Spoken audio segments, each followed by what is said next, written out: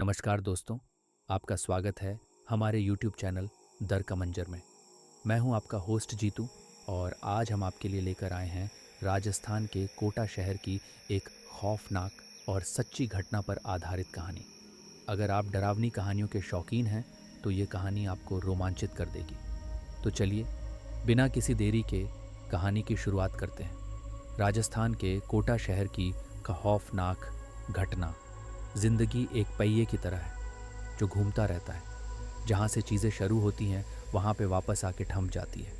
बिल्कुल उसी राह पर, उसी मोड़ पर हमें फिर छोड़ देती है, क्योंकि ज़िंदगी का हर पल हमारे कर्म और नियति से जुड़ा हुआ होता है। यह कहानी राजस्थान के कोटा शहर से जुड़ी एक सच्ची घटना से प्रेरित किसी के असफल प्यार और प्रतिशोध की है। सपना, सलोनी और उनके मासूम दोस्तों की दास्तां है, जो समय के दुष्ट चक्र में फंस गए और उस मोड़ पर आके थम गए जहां मौत उनका इंतजार कर रही थी।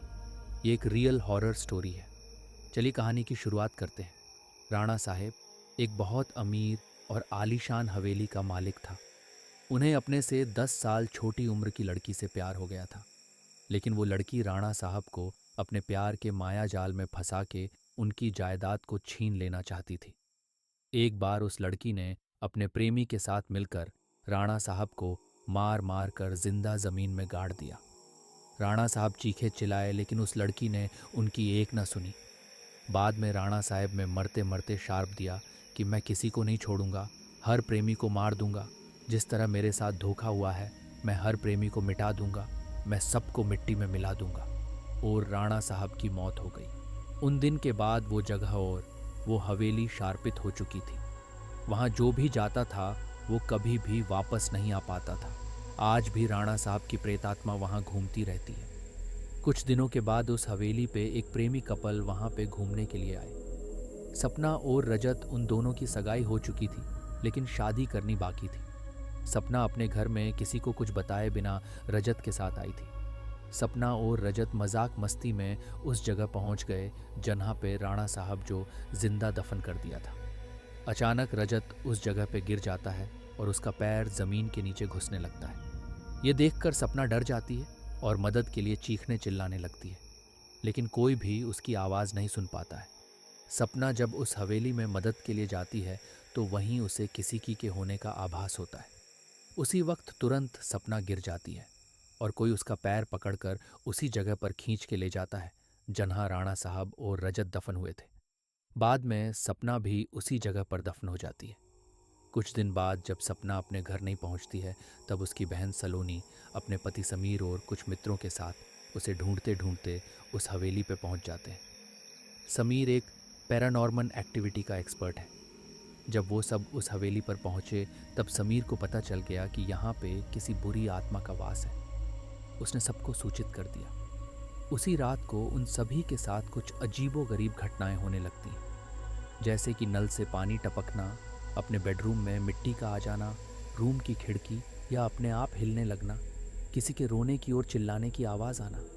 ये सब देखकर वो सभी डर जाते हैं और उनमें से एक भागने की कोशिश करता है, लेकिन राणा साहब की प्रेतात्मा उसे भी जिंदा दफन कर देता है। दूसरे दिन जब उन लोगों को पता चलता है कि उनका एक साथी गायब है, तब वो लोग और भी डर जाते हैं। लेकिन समीर बताता है कि हमें यहाँ से बाहर निकलना है तो हमें उस आत्मा को बुलाना होगा और उनसे पूछना होगा कि वो आखिर चाहती क्या है। डर के मारे सभी लोगों ने समीर की बात मान ली और आत्मा को बुलाने के लिए तैयार हो गई। समीर ने एक रूम में सभी तैयारियां कर ली और बताया कि जब तक हम आत्मा से पूरी जानकारी नहीं जान लेते तब तक कोई इस रूम से बाहर नहीं जाएगा और कुछ भी हो जाए कोई किसी का हाथ नहीं छोड़ेगा। समीर ने तंत्र मंत्र से आत्मा को बुलाना शुरू कर दिया। कुछ ही देर में तेज पवन और बिजली के साथ राणा साहब की आत्मा उस रूम में आ गई। समीर ने उस आत्मा से बात की। आखिर तुम चाहते क्या हो? तो लोगों को क्यों मार रहे हो? कौन हो तुम? राणा साहब की आत्मा ने कहा, निकल जाओ यहाँ से, मैं किसी को भी नहीं छोड़ूंगा, सब मारे जाएंगे। जो भी यहाँ आए गया उन सबको मार दूंगा। इतना कहकर वो आत्मा चली गई। वो लोगों ने बाद में सपना की आत्मा को बुलाया और पूछा आखिर उसके साथ हुआ क्या था। सपना की आत्मा ने उन सभी को सारी हकीकत बात दी और बोली, मुझे राणा साहब ने ज़मीन के नीचे दफन कर दिया है, प्लीज़ मुझे यहाँ से निकालो। सलोनी ने अपने बहन सपना से पूछा, राणा साहब की आत्मा को कैसे मारा जाए? सपना ने बताया कि जहाँ राणा साहब ने हम सबको दफनाया है, वहाँ पास में माता जी का त्रिशूल है। उस त्रिशूल से राणा साहब की आत्मा को मार जा सकता है और इस महल को उनकी चंगुल से बचाया जा सकता है। इतना कहकर सपना की आत्मा वहाँ से चली गई। समीर, सलोनी और बाकी दोस्तों लोग तुरंत उस जगह पे गए जहाँ राणा साहब को दफनाया गया था। राणा साहब की आत्मा ने उन सभी को त्रिशूल के पास जाने के लिए रोका, लेकिन सलोनी की भी तरह उस त्रिशूल के पास पहुंच गई और उसी त्रिशूल से राणा साहब पे वार किया। कुछ ही देर में राणा साहब और उनके साथ वो सभी आत्माओं को मुक्ति मिल गई जिसे राणा साहब ने दफनाया था। तो दोस्तों, ये थी कोटा की खौफनाक हवेली और राणा साहब की आत्मा से जुड़ी कहानी। अगर आपको ये कहानी पसंद आई हो तो इसे लाइक करें, चैनल को सब्सक्राइब करें और कमेंट करके बताएं कि आपको इस कहानी का कौन सा हिस्सा सबसे ज़्यादा रोमांचक लगा। अगली बार हम आपके लिए लेकर आएंगे एक और दिल दहला देने वाली सच्ची घटना। तब तक के लिए अलविदा और सुरक्षित रहें। जय हिंद।